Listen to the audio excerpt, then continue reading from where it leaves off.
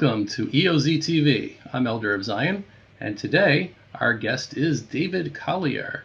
Of the his blog is called Beyond the Great Divide. It's an excellent blog, and David is really an excellent person in many ways. He has done. I mean, he's exposed. He's most famous for exposing anti-Semitism in the Labor Party. But he does a lot more than that, and his blog, again, is an essential resource. So welcome very much. Thank you very much for coming, David. Well, thank you very much for inviting me here to speak, and it's mutual admiration, I think, because your blog obviously provides me with a lot of the material that I use on mine. Thank you very much. That's great to hear.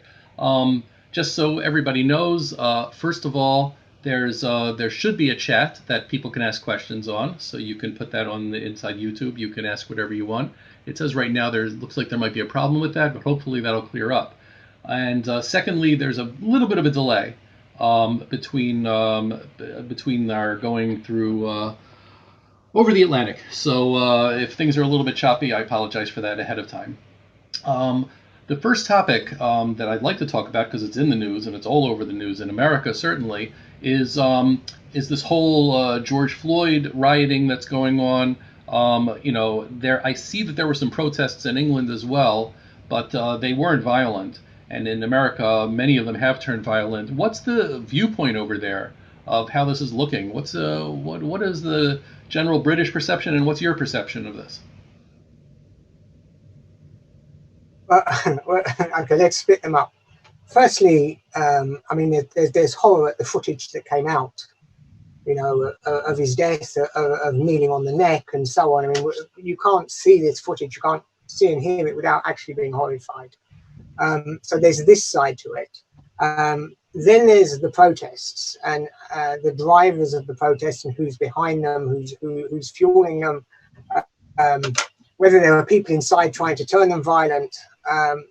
This is something completely different. Now, over here, we're dealing with very different scenarios. It's difficult sometimes to translate what's happening over in the States to what's happening in the UK. And the two societies are very different. So when for example, what we've seen in Trafalgar Square today, and down in Peckham yesterday with the protests, very peaceful, it's Black Lives Matter UK. And I don't think we should draw parallels too quickly. The other thing I'll quickly say is, look, I've been dealing with anti-Israel propaganda for years, and I know how quickly and how easy it is to spread disinformation. So when I'm dealing with something that's not really my home turf, I tend to hold back just a little. I don't actually know what's going on enough to be considered somebody who should talk out on it. And that makes sense. No, if that's fair enough. I share that with you. It's difficult to speak, and too many people do speak about things they don't know about. And I appreciate that certainly. And I'm not, following this. Obviously, it was the Jewish holiday. I didn't follow it as carefully as I would like to have. There was one thing that I noted this morning, and I'll bring you up on the screen right now. Is there was at least two synagogues were hit in these protests. One is in Los Angeles. I'm not sure where the other one was. Maybe it might have been Minneapolis. And the Los Angeles one had graffiti on it that said, F Israel, free Palestine. And I was struck that there's absolutely no mention of this from the normal, anti-Israel Jewish groups like If Not Now and Jewish Voice for Peace. And and the reason probably, I think there are two reasons for this. One is that the message they agree with, and two is that it might have been done by a person of color, and they can't possibly say anything bad about people of color. But this brings up the hypocrisy that we see very often among the leftist, especially the leftist groups that pretend to be, that pretend to be against anti-Semitism. That they're utterly silent about things like this. Yeah, first we're dealing with intersectionality and identity politics. Their friends may be involved, and therefore they won't talk about it. Yeah. Look, the linkage across the board is disgusting. This is something. This whole subject is something that shouldn't see Israel mentioned at all. You know, this is something that happened in the States. It's about you know, the issue between the police and black community in the States. It's nothing to do with Israel. And immediately we saw the linkage being made, and piggybacked on by not just the BDS movement, but so many people began to talk about the fact that, you know, the American police may have received certain training in Israel and so on. And it plays itself out in the kind of anti-Semitic acts that you're referencing here. We like societies to say relatively stable. We're safe when they're relatively stable, and it doesn't matter which side rocks the boat, whether it's on the hard left or hard right. The situation turns very difficult and very hostile towards Jews very quickly. So whenever there's this kind of trouble, whenever there's a major societal discomfort, the Jews can also pay a price, and we should be very alert to this. That's for sure true, and I'm glad you mentioned, because it does happen on both the left and the right. The Jews are always the scapegoats. They're blamed for everything that the extremists, not only extremists always, but they're always blamed for whatever they hate. The Jews are guilty of. Yeah, and they Go on. I was just going to say they can be very, very imaginative as well. Well, the whole deadly exchange is very imaginative. It's when I remember being astonished by it when it first came out, that people started first blaming Israel for police brutality. Again, clearly the real reason is, here's a topic that's trendy and they want to be able to tie Israel to it, because these people are they're obsessed with Israel. But the fact that Israel does anti-terrorist training with, you know, many United States police departments, and but they're saying, oh, Israel's somehow culpable for the that, you know, they did, and I'm like, don't the police departments themselves have their own rules of engagement? Don't the people, the cops themselves, have any responsibility for what they do? I mean, to blame Israel, because, you know, and somebody was even arguing with me this on Twitter, and he was like saying, well, if Israel was teaching these things, and not that I'm saying they were, but if they were, then they share culpability. I'm like, no, they don't. You know, the police departments are the ones that decide where the training is and who does the training, and it's their own, you know, it's their own ways of doing things. And obviously Israel isn't teaching anybody to do any of this stuff, but it's just it's a psychosis what these people have. But look, it's more than that. It's the core root of anti-Semitism. It's the demonization process. It's how, at the end of the day, everything that is wrong in the world is down to the Jews. We're the demons, we're the devils. And these people, these poor policemen in the United States, wouldn't possibly be doing any harm to anyone if they hadn't been corrupted by the evil demon Zionists. That's the message. Because as soon as you remove accountability from everybody, Yeah, no, and leave it only with Israelis, you're talking about demonization. It's hardcore anti-Semitism. And what you're saying about accountability, I think, is terrifically important, because in all of these cases, it's only the Jews that have any accountability, which means that it's only the Jews that are adults, that have responsibility. And when you take that to its, you know, to what it means, they're saying that non-Jews, in this case specifically Palestinians, or you know, in this case perhaps people of color, but certainly Palestinians are treated in such a way in which whatever they do is never their responsibility, that it's always the responsibility of the Jews.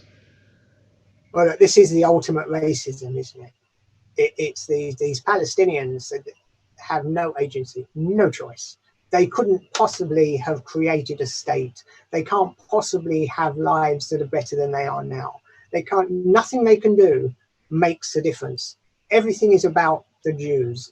It's basically degrading the Palestinians, turning them into these animals that don't have choice, don't have thought, don't have. This is racism. Why can't the Palestinians also be adults, also be culpable, also have accountability for what takes place?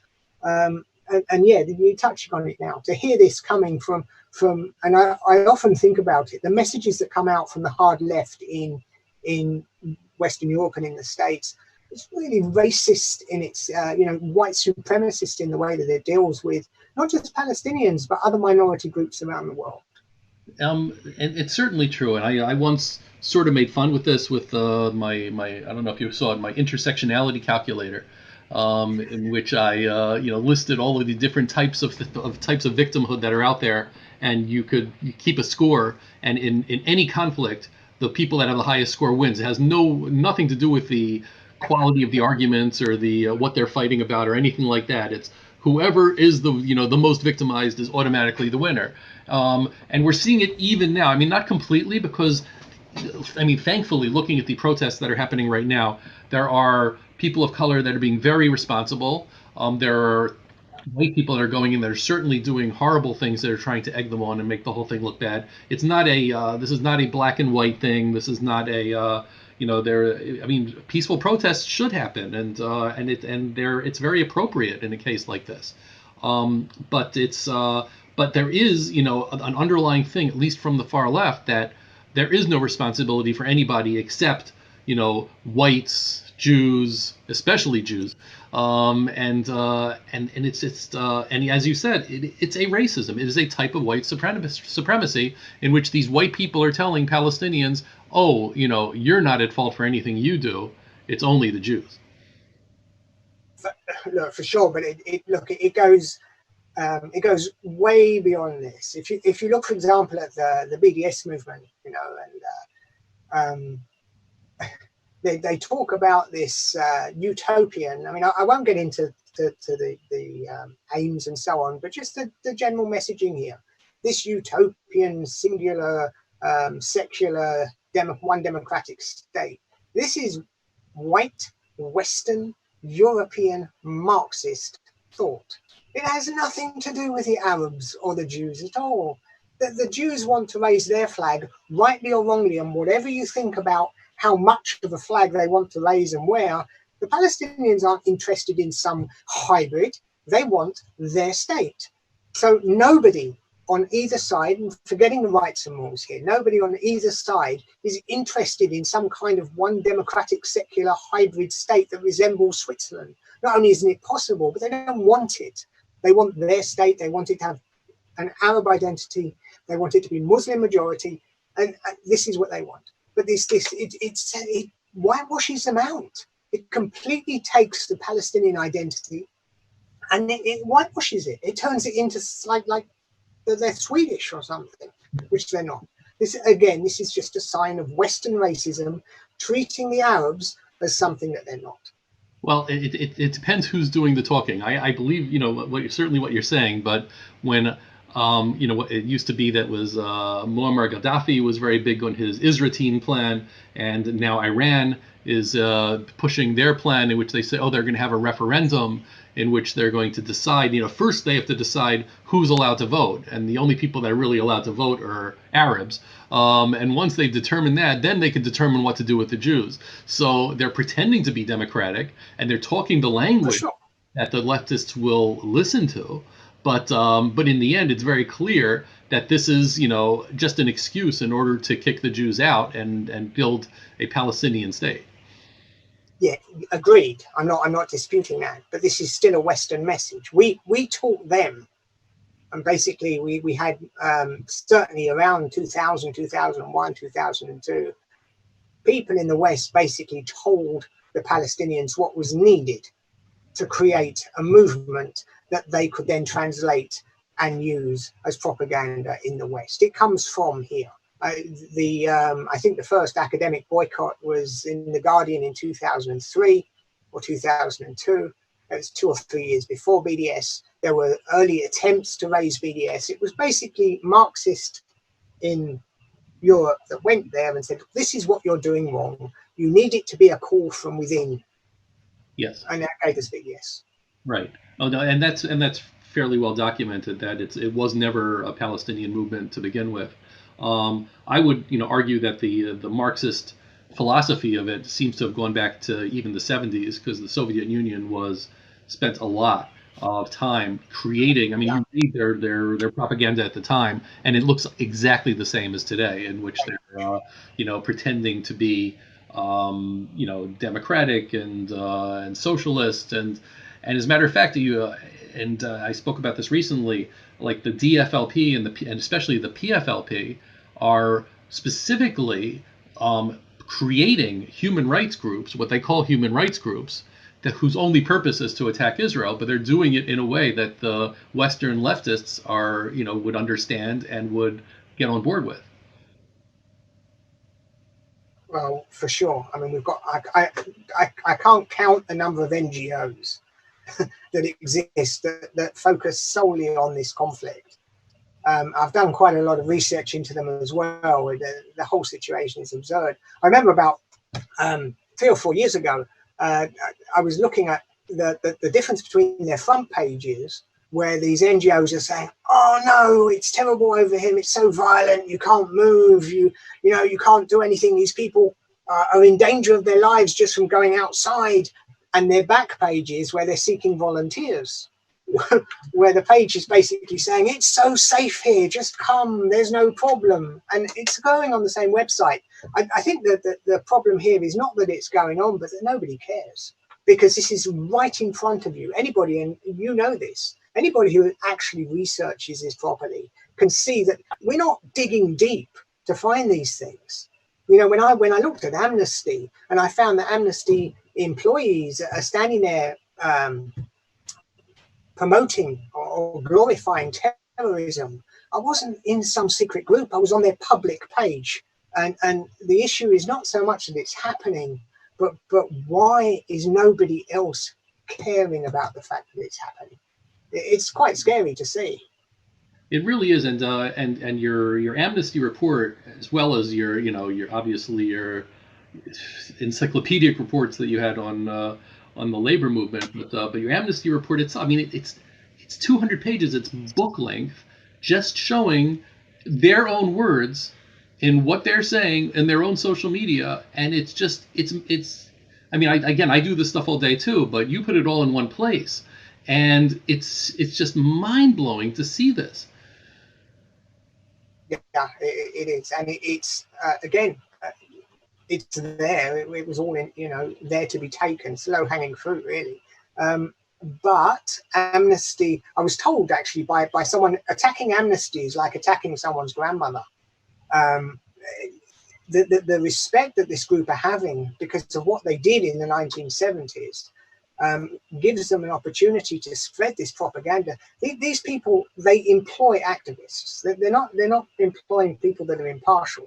They go out of their way to find hardcore anti-Israel activists, employ them, deploy them to the field, and then give them the rubber stamp, because they're still writing the same propaganda, but now it's coming out of the field with an Amnesty International stamp on it.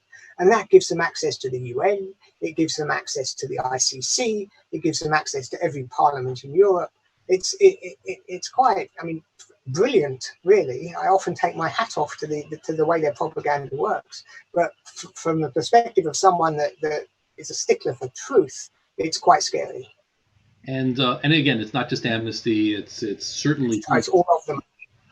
It is all of them. Yeah, Oxfam in England does a lot of this stuff. It's and those are the groups that are the international respected groups, and then there are the groups that pop up that are specifically for the Palestinian Defense for Children International Palestine, which is again completely a PFLP front. And these other groups that come up, and they sound like they're a human rights group, and they still get the publicity and they still get the media coverage because they sound like they're really human rights groups and that they're putting out real statistics. Yeah, and all they have to do is sound like they're putting out real statistics. The actual content doesn't matter at all. We can use the 60-odd racist laws that Israel has as a perfect example. This comes from an NGO. It probably has to be the most shared material in anti-Israel activism. This list of laws that prove that Israel is an apartheid state, because nobody reads them. They just say, look, there's these 60 laws, they're racist, and therefore everyone just holds them up and says 60 laws. And then you go in and you see, well, hang on a minute, the flag? Well, what about the UK flag? or the Swedish flag.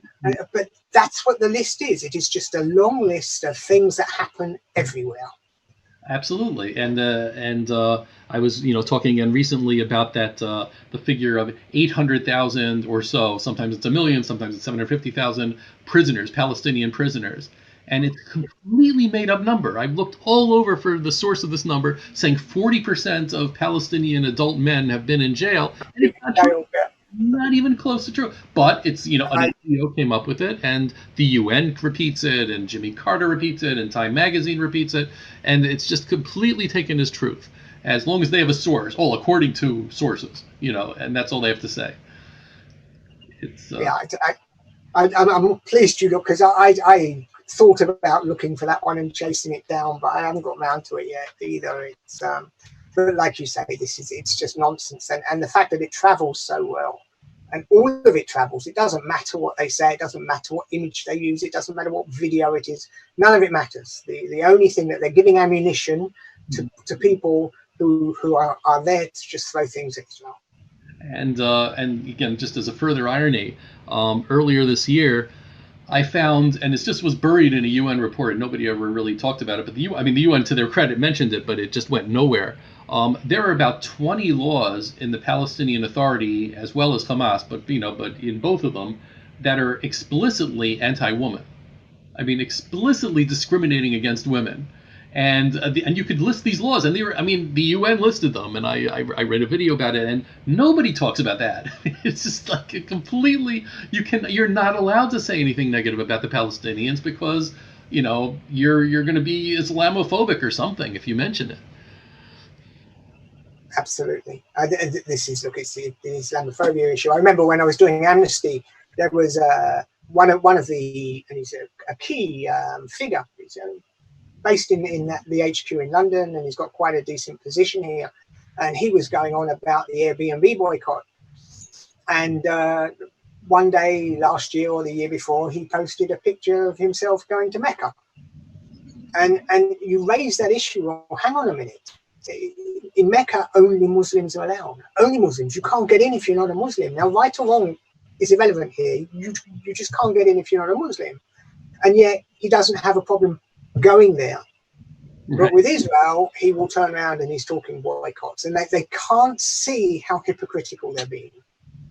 Yes, no, that's well, again, and there's this like a part of that blindness is they're so sure of their own righteousness that they don't even think that it's a possibility that they could possibly be doing anything racist or anything discriminatory, and the blindness that's there is, it's worth a study, but I don't think there are too many colleges that would start going into that.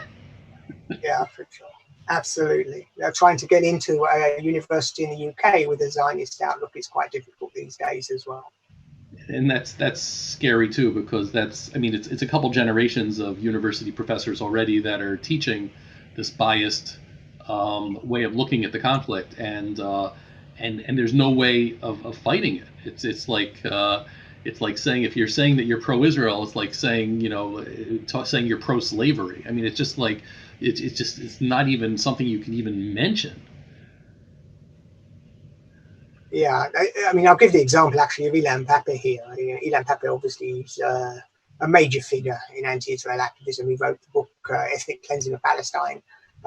He runs a department at Exeter University as a professor of history, and I caught him on video.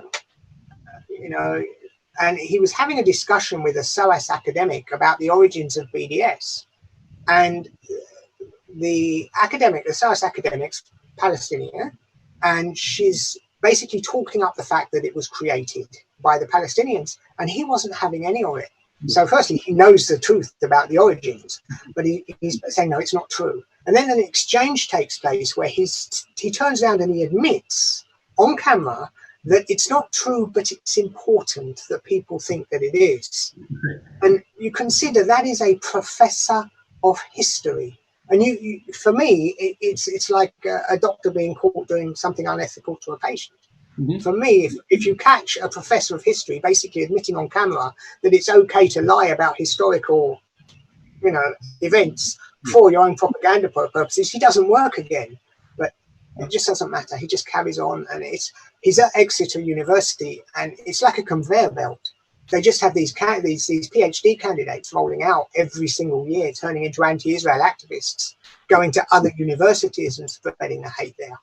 Yeah, I mean, like again, Elon Papi has said explicitly that he that truth to him is relative, and and the books that he writes are meant to be polemics. They're meant to be propaganda because he'll, if the facts sort of fit, he'll take them in, or if he can twist them to fit. If not, he's not going to mention them, and that's it. And nobody really bats an eye that he's considered respected by these guys.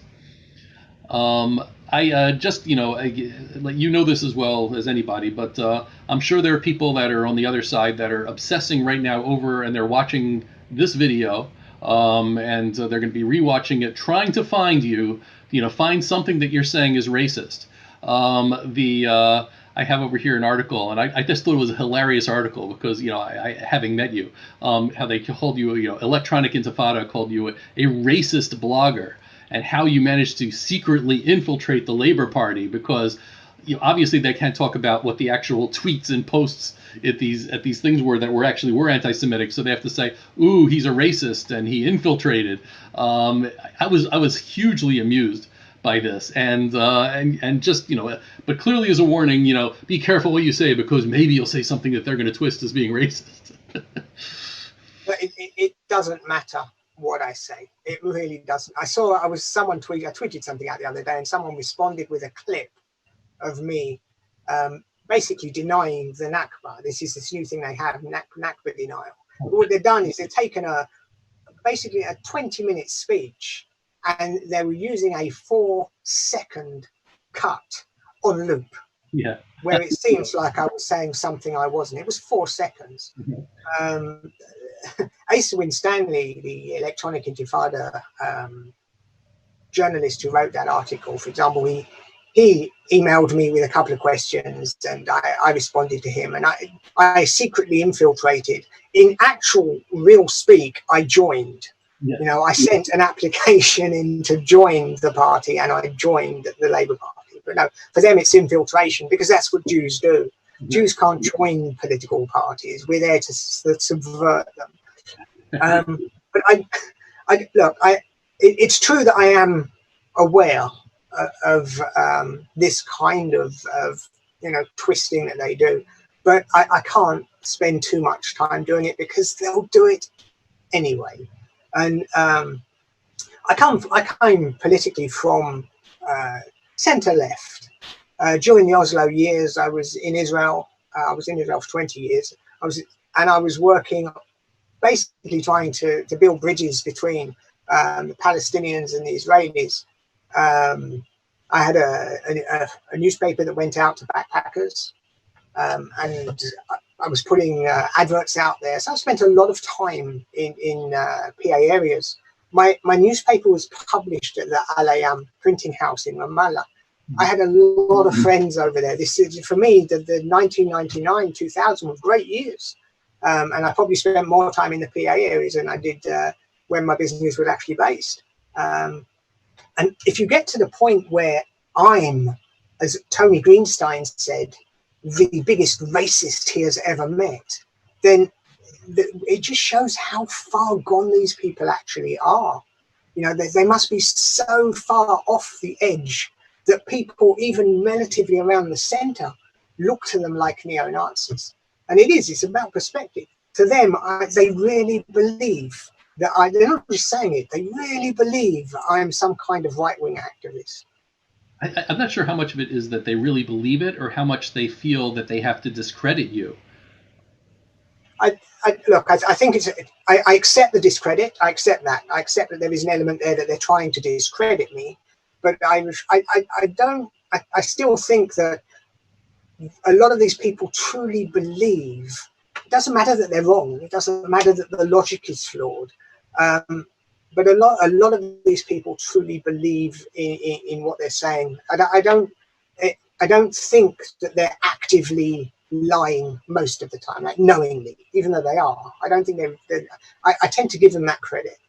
I often think that if you, and it's something, because I come from this from a completely different angle. when I left Israel and I came back to the UK, I wasn't part of the British community, Jewish community here. Nobody knew who I was. And it did give me the opportunity to go undercover, which is how I came into this, to see what was going on in these groups. So I did try to get into their heads, if you like, to try to understand the logic there. And however wrong it is, a lot of these people are still following what they believe is a logical process. So you're right that we've got to smear him. This is Asa Winstanley is a smear merchant, and his job is to smear me, so he did so. But I do think he thinks I am a far right racist as well. Okay. There was one other gotcha video that came out last year from Jewish Voice for Labor. I'm going to bring it up now. In which they thought they got you. You know, they said that, there's we have a question that he can't answer. So I'm just going to play it over here. I hope it comes out. And so will you be an ally and join with me and David in the campaign against anti-Semitism, whether it's in the Tory party, whether it's in UKIP, whether it's in the Labour Party? Will you help us to expose those that express anti-Jewish racism? I have a wonderful question for David here. David, can you go through your routine? Can you go to your record on exposing anti-Semitism in the Tory party? Over to you, David. Do you think that's the point? David, would you like to go through your record of exposing anti-Semitism in the Tory party? Over to you, David. I'm not a member of the Tory party. So essentially, and then it goes on, and this goes on for another minute or so, in which they're trying to get you to say, oh, you haven't spent the same amount of time at the Tory party that you have with Labour. So since you did not have a chance to answer that, and I hope you're not frozen right now because it looks like you are, but since you didn't get a chance to answer that, is there any, do you have anything you can say about this now? Can I talk the video first of all? The guy who I'm talking to is a hardcore anti-Semite. And I'm fully aware who he is and what he thinks. So, I mean, at the end of the video goes on for quite a while. At the end of the video, he actually says quite openly that the Jews give orders to the police. That video, that clip that they took, was basically of an anti-Semite talking to a Jew. And they think that they can take half a minute out and they can use it to attack me further, which carries in itself its own messaging. If you could imagine, for example, and I will get to what you just asked me, but if you can imagine, for example, some hardcore white supremacist having a go at some black person, you wouldn't cut half of that minute out and use it. You would say, hang on a minute, this is racist abuse. You have a racist abuser talking to a black person. That's what the video is. And the entire exchange between them is that dynamic. You can't extract part of that video and then remove the context of the dynamic and then use it, which is what they did. That video actually went viral. But in answer to your question, look, what about the Conservative Party was the biggest single deflection for Labour anti-Semites that there was. They used it all the time. There is no comparison between the Labour Party and the Tory Party. With Labour, when Jeremy Corbyn took over, the Labour Party was swamped with people coming in from the hard left, basically disenfranchised voters sitting in weird groups. I was in anti-Zionist groups on Facebook, in these secret groups, and about 2015 suddenly people would start spreading this message: you have to join the Labour Party, you've got to vote for this guy. And we don't know how many thousands of people or tens of thousands of people joined extremists for Jeremy Corbyn. So what happened on the left is effectively that the entire Labour Party was controlled by the hard left, and that meant that all of the toxic ideologies of the left were running the mechanisms of the Labour Party. It became institutionally problematic, institutionally anti-Semitic. The Tory Party, on the other hand, isn't the far right of British politics. There are parties to the extremes that have nothing to do with the Tory Party. you know, our BNP guys and the National Front guys, all of these neo-Nazis don't go anywhere near the Tory party. So you're not comparing like to like. So the basic answer is that you can't compare them. The Labour Party is institutionally anti-Semitic and the Tory party isn't. So if you're going to investigate anti-Semitism, you do it with the Labour Party. The exchange, as I said, he kept taking the mic away from me, so I just didn't really try to answer. Right. But that's basically what it is. Okay, I see. And actually, I'm not that intimately familiar with British politics, so I don't know the parties, inside out. So I appreciate you explaining that. I didn't realize, and is there really no party to the left of Labour right now? There is now. Well, not really. No, not really. I mean, basically, the entire and understand when you're dealing with a hard left, it's very much Monty Python, Life of Brian, with People's Front of Judea. I mean, there were dozens and dozens of groups there, and most of them had their members were joining the Labour Party because they saw it as an opportunity for real socialism, communism, Marxism, Stalinist, whatever, to take control here. So there's nothing really to the left. If you still believe in that, it's a different discussion. If you still believe in this left-right paradigm. Okay. What about the new leader of the Labour Party, Keir Starmer? It looks like he was saying the right things. Again, I don't follow it that closely. How's it going over there? Look, I'm giving him time. Obviously, he's saying some of the right things, some of the recent moves. But what happened in the Labour Party was seismic over those 4 years. And it's going to take more than just some guy coming in to clean it up. He needs to make the right appointments in the right places. And he needs to begin to undo some of the damage that was done. And he's doing it. No, we're looking at some of the signs coming out. We should shortly be having the Equalities and Human Rights Commission report, which is an important report on what happened to the Labour Party and whether the Labour Party is institutionally anti-Semitic. And I think if it comes out as hard as it should, that will give him a very big weapon to use against some of the more rabid constituencies. Labour's a very different political animal. It's very democratic. It breaks down into the local constituencies and the local parties with their local members. So it's going to take him a long time if he does it. Some of them will leave of their own accord, just as they entered. I've seen it. Some people are just saying that this party is no longer what it was going to be under Corbyn and leave. But so far, let's give him some credit. This report that's coming out, is it specifically for the Corbyn time period, or what exactly is the domain? I believe it's specifically for the Corbyn time period. It's to look at what happened to the Labour Party during those 4 years, and I believe that there's nothing that it can do but be a totally damning document, because we all know what happened. We saw it, and to write it any other way, no, it's not going to happen. So I expect it to be very, very bad. Okay. Yeah, that certainly will be big news when it comes out. So thank you. That's pretty much all the time we have. Again, I thank you very much, David, for coming onto the show.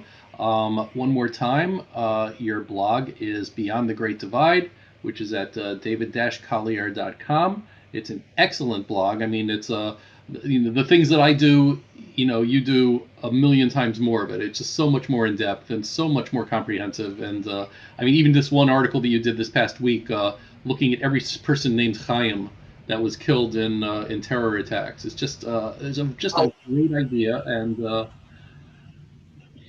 that just as I think that was the heartbreaking blog to write. That really was, because I didn't know, because when you do this kind of thing, you don't know where it's going. And I just thought, I'll pick Chaim, it's the play L'Chaim, it's a play on words, if you like. I thought I'd find a few, but to go in, suddenly you're going through the whole history, and they're all in there, Hebron massacre, the Tiberias massacre, it's all in there, and it was heartbreaking to write. Yeah, I can understand that. It happens. That does happen to me sometimes, in which as like you said, you don't know where it's going to go, and then it's like, oh my God. So again, thank you for everything you do. You're a tremendous researcher and a tremendous asset to the pro-Israel community, which in some circles makes you a racist, I guess. But but again, thank you very much for joining me over here, and maybe we'll do it again. This was fun. Yeah, lovely. Thanks so much for having me on, and look forward to doing it again sometime. Take care. Again, for now, this is Elder of Zion. This is EoZTV. Thank you very much for joining.